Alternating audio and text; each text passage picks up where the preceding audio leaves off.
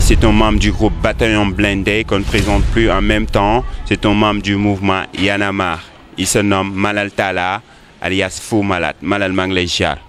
delloo ziar naka waar. sant borom waar. jaajëf waay. jaajëf Malal tey dañ la dox si ñëw fii nii ci benn je dirais même temple hip hop la ci Ji hip hop est-ce que mën nga ñu wax d'abord Ji hip hop nu mu sosoo ak Ji hip hop lu ko sabab. Ji hip hop association la bi nga xamante ne mu ngi ëmb rappeurs yi nga xamante ne ñoo dëkk Géejawaay bokk ñoo rappeurs yi graffeurs yi les personnes qui s'activent ñoo xamante ne ñu ngi yëngu ci hip hop ñoo ci nekk. donc xalaat bi mu ngi jóge ci Malick Sarr B1X bi nga xamante ne bu groupe B1X Malick Sarr ci moom la jóge Sarenzo donc ñu teg association bi en novembre 2010 tàmbalee travaux yi inauguré ko le 6 avril 2013 donc association bi ñu ngi ci liggéey bu mag. depuis boobu li ñu bëgg mooy vraiment mu nekk benn centre de formation et de réinsertion au métier du hip hop dañ fiy jàngale graffiti di fi jàngale écriture di fi jàngale DJing beatmaking métier yooyu yëpp dañ koy jàngale tous les métiers qui tournent autour du hip hop.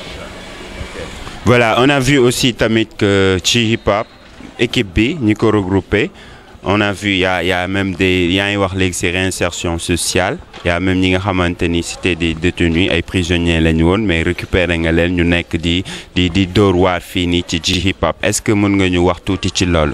waaw parce que ñun dans le cadre de Yukunkung d'abord dañu entamé woon benn liggéey depuis 2005 dans les prisons muy ay ateliers de formation de hip hop écriture graffiti breakdance donc il arrive que nit ñooñu bu ñu génnee. Centre bi da leen di accueillir s'il souhaite par exemple continuer dans le hip hop quoi am na studio d'enregistrement pour enregistrer leen am na ay conseils yu mu leen di jox pour accompagner leen am na ay ateliers d'écriture pousse leen pour vraiment après ñu mën a nekk ay acteurs de développement wala ay acteurs culturels et cetera waaw. donc on peut dire si loolu noonu est-ce que mën nañu wax ni Malal Talla dit stop à la violence Malal Talla lance un message comme quoi que ni aux jeunes surtout qui habitent ici sur Guédiawaye di ñu gën a concentré wu ci seen avenir que mbedd bi ak yeneen yi nga xamante ni safaan la quoi. waaw c'est surtout dire que dafa am wane relation bi mbedd bi am ak hip hop relation bi mu am ak prison parce que les prisonniers et les hip-hopeurs li ñuy partager mooy mbedd mi quoi. rappeurs yi ñu ngi dans la prison du hip hop bandi yi ñu ngi ci biir prison yi et cetera ñoo bokk kàllaama bu ñuy wax ay jeunes lañ et cetera donc jéem a xool les moyens yi fexe vraiment ba gindi leen ba ñu ñëwaat dans la vie sociale carrément quoi. voilà justement Malal souvent dañuy dégg ci sa discours bu baax doo fàtte ñi nga xamante ni dañ leen jeel et tout. bon li gars yi di wax ñi ñuy faral di fàtte wala bu ñu génnee en général dañ leen di marginaliser et tout la moo la jox amour boobu noonu da nga mus a def jeel wala da nga nekk ak ñoo xamante ni dañ def jeel di dugg di génn wala nu mu demee noonu lu la jox amour bi ba à chaque instant ci say discours dinañ ci gis ñi nga xamante ni ñi ngi jeel.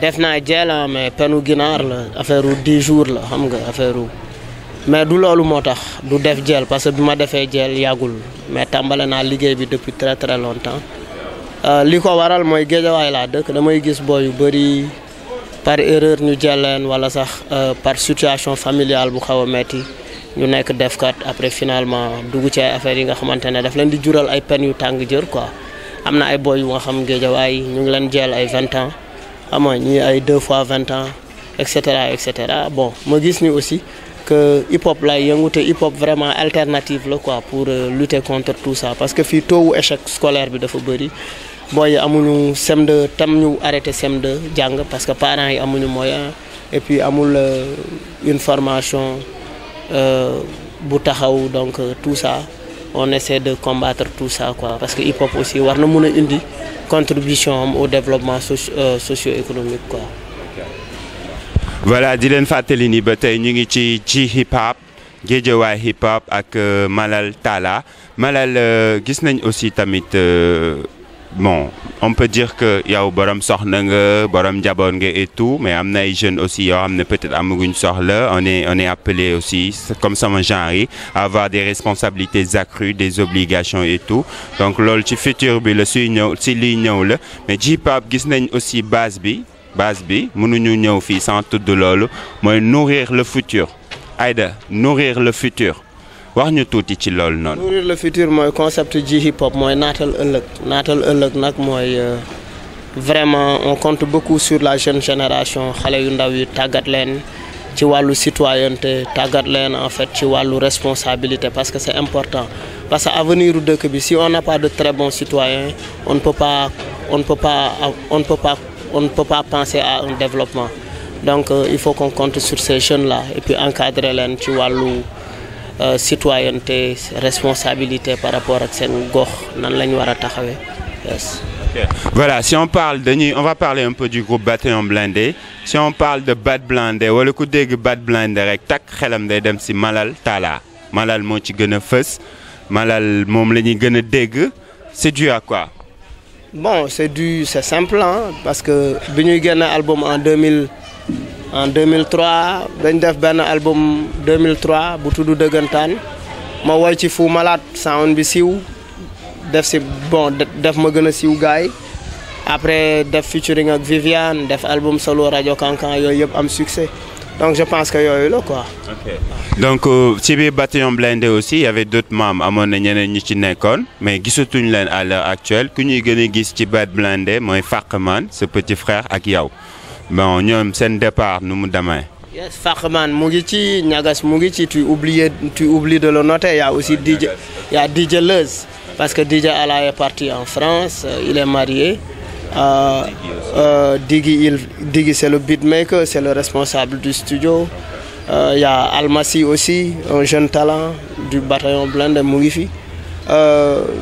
Kourouma il est parti il y a 5 ans. Niga Ahmed il est parti je pense aussi il y a 5 ans. Leur départ c'est dû à c'est des choix de la vie xam nga un moment ci àdduna da nga ci toll tu fais un choix. Kourouma il s'est marié ici avec une Française il est parti. DJ Ala aussi m'ont réalisé l'album Résistant il a fait toute la musique toute la prod tout l'arrangement etc. L'enregistrement il a fait tout un suivi d'ailleurs sax il était là bi ñuy def le concert au Centre culturel français mais ñoom je pense que ils sont aujourd'hui dans un groupe qui s'appelle Garab à Nantes parce que moom ak Ala Kourouma ak Ala sorante wuñu ils sont en train de travailler et je pense que c'est beaucoup plus facile. Okay.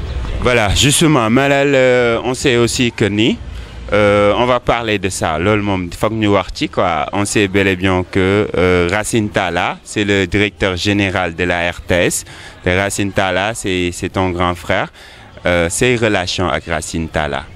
relation mag ak rak bu ma teree yenn yi lu mag war a tere rak damay bàyyi bu ma digalee ma def en plus mooy taaw c'est l'aîné de la famille.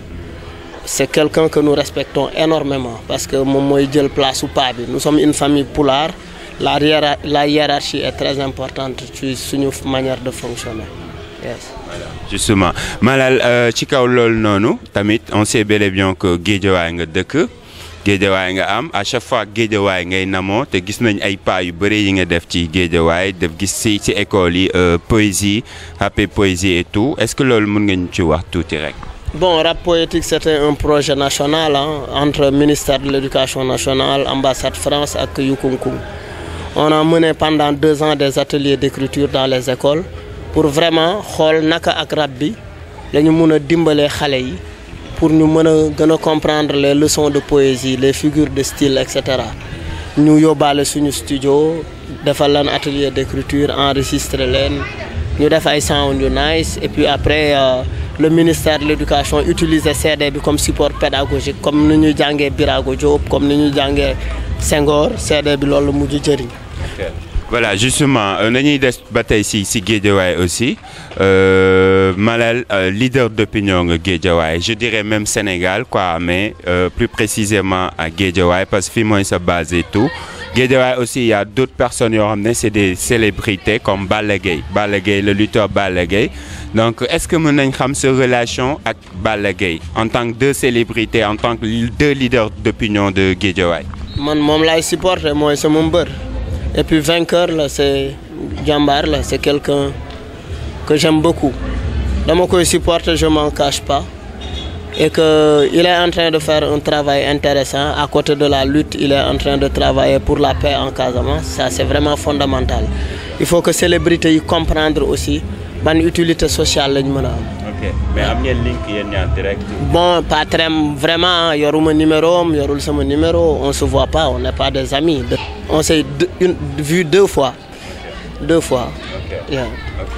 Voilà, justement, Malal, on sait aussi que membre nga ci mouvement Y en a marre d'ailleurs bokk yàlla def na ni bokk nga ñi ci gën a fës et tout donc wax ñu tuuti ci mouvement Y en a marre et on a remarqué que y a un silence c'est dû à quoi le silence c'est dû à quoi ak nga wax ñu aussi ci gouvernement bi lu ñu attaqué mooy traque des biens mal acquis donc nga wax ñu ci tuuti aussi.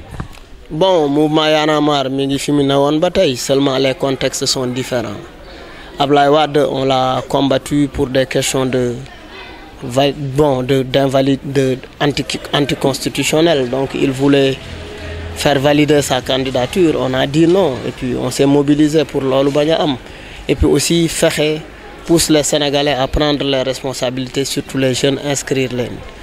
Bon, loolu 1 an la woon 2011-2012 après Macky nous avons avec lui 5 ans les stratégies que tu mets en place pendant 5 ans ak stratégie yi ngay teg 1 an du benn et puis contexte yi bokkul aujourd'hui dans le cadre les gens parlent de silence dans le cadre de notre anniversaire dans le cadre de nos sorties les artistes de Y en a marre les membres ont tout le temps dit des choses récemment Fadel est sorti pour parler yan programme le 28 août bi passé on était à Thiès pour lancer le programme Dox ak sa gox maanaam qui parle de la bonne gouvernance qui parle de l'observatoire de la démocratie et de la bonne gouvernance pour population yi aussi di saytu seen mairie comment le budget est voté naka lañu le code foncier c'est quoi le code des collectivités locales tout ça Y en a marre les gens attendent toujours attendent du scandale.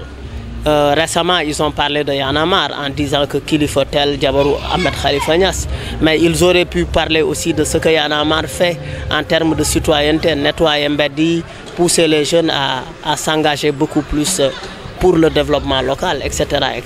donc nous parlons par les actes c'est vrai nag nous avons une presse des médias sensationnels qui préfèrent dire qu'en fait l'autre a battu l'autre a frappé ceci etc. le lion a mordu la personne a mordu le lion au lieu de s'intéresser à des sujets beaucoup plus constructifs. Yeah. Okay. On a remarqué aussi dernièrement l'anniversaire du mouvement Y en a marre, place de l'Obélisque. On a remarqué que votre porte-parole Thiat jot na avancé ay propos concernant 2012 période campagne beeg yooyu dëkk bi tàngoon na loolu am ñu doon manifester policiers yi am ñu jàpp surtout ñu dëkk Colobane et tout ñi am jabar ñi am ay responsable famille soutien famille ba tey ñi ngi ci jeel bi donc loolu combat boobu fan ngeen ci toll est-ce que am na suivi wala parce que ba tey dégguma ci dara. boobu ñu ngi ci xam nga ñun nag duñu ay politiciens professionnels yi nga xamante ne lu ñu def rek toog rajo wax ko. On a déjà libéré pas mal de jeunes arrêtés depuis le 23 juin yi nga xamante ne temps yi bi ñu leen bàyyee deful la 4 mois ay boy yu def 1 an 7 mois dans les prisons depuis le 23 juin donc on s'est battu pour que ces jeunes-là sortent jeunes yooyu yàlla dimbale nañ ba ñi fa nekkoon ñëpp partout fu Sénégal nekk te ñu arrêté woon la dans le cadre des manifs ñu bàyyi la et puis aussi di fexe pour ñu indemniser la léegi nag pour le cas de Colobane ñu ngi ci bu baax a baax et je pense que bientôt ils vont retrouver leur liberté. Ok, justement il y a aussi le cas de Mamadou Diop et d'autres ñi nga xamante ni ils ont perdu leur vie en disant stop à la politique politicienne et tout donc loolu noonu ba tey waxuñu ci dara bon tey Mamadou Diop dafa ñëwoon juste pour manifester comme le mouvement Y en a marre je peux même dire que c'est un Y en a marriste mais fu ñu toll ci kaw Mamadou Diop ak ñeneen ñi jot a perdre seen vie. Je pense que le président s'était prononcé sur une indemnisation, am lu mu xalaat pour famille. J'ai pas trop bien suivi ce dossier-là, mais en fait, les gens parlent beaucoup de Mamadou Diop, mais il est le plus médiatisé, mais il y a d'autres personnes et d'autres personnes et d'autres personnes. Yes. Ok. Mais est-ce que indemnisation seulement ça suffit? Bon, moi je pense que y a des avocats qui sont en train de s'en occuper et sa famille aussi, quoi. Ok. Voilà, je vous rappelle qu'on est toujours avec Malal Talla, alias Fou Malade. On est sur Guédiawaye, plus précisément à J-Hip-Hop. Et voilà, Malal, je vous rappelle qu'en même temps, c'est un membre du mouvement Y en a marre qui dit stop à la politique politicienne et définit la politique comme sa définition académique, la gestion des affaires de la cité. Si on parle de gestion des affaires de la cité, Macky, c'est le président de la République du Sénégal. Et récemment, am na remaniement bu bees ñu def Mimi Touré. Madame Touré, première ministre. De boobu léegi am na fi 1 an et quelques. Donc yéen seen attente yi mouvement Y en a marre et tout nan ngeen gisee le président nu muy doxalee. Est-ce que vous êtes optimiste ou bien? Il est élu pour 5 ans. On essaie de voir ce qu'il fera. Waaw loolu wolof da koy faral di wax, mais on l'interpelle toujours sur la question du travail des jeunes, de l'emploi des jeunes. Nañ leen jox liggéey. On est contre ñuy jël ay liggéey di ko jox ay boy yi nga xamante ne peut-être ci parti bi lañ bokk. Ça doit pas fonctionner comme ça. Il faut rompre avec ces pratiques-là. Loolu ku ko mu ngi koy def, c'est une manière de répéter Abdoulaye Wade, c'est pas bien. Il y a beaucoup d'autres choses sur la question de la traque des biens mal acquis. C'est une bonne chose. Il faut que les gens soient traqués parce que quand même l'argent, c'est pas l'argent de Macky, c'est pas l'argent de tel, c'est pas l'argent de tel, c'est l'argent des Sénégalais. Toute personne à qui on confie un poste, il a la responsabilité de rendre compte. Okay. Voilà, Malal Talla, presque l'ici des bëreetul. Donc question-réponse vite fait. Comme ça ñu yeewu la parce que tout à l'heure dafa war a def benn caravane fii nii donc dañuy def question-réponse vite fait. Malal xam nañ ni yow ndaanaan nga te siiw nga loolu macha allah gars yi yëpp xam nañ la yaa ngi dégg mais d'habitude soxna yi dañuy bëgg célébrité yi quoi Malal Talla ndegam soxna yi sonaluñu ko noonu yëpp. non sincèrement sonaluñ ma non. Bon duñ la je sais pas feeñu truc genre. feeñu sama fan sa nga point final. Lol, qu'est-ce fa nga yam ak ñoom quoi. Yeah, calmement. Ok, voilà, juste nañ aussi Malal Talla, c'est un gars modeste, c'est un gars humble. Sérieusement, pour dire vrai, c'est pas pour jeter ko ay fleurs, mais c'est un gars humble et tout.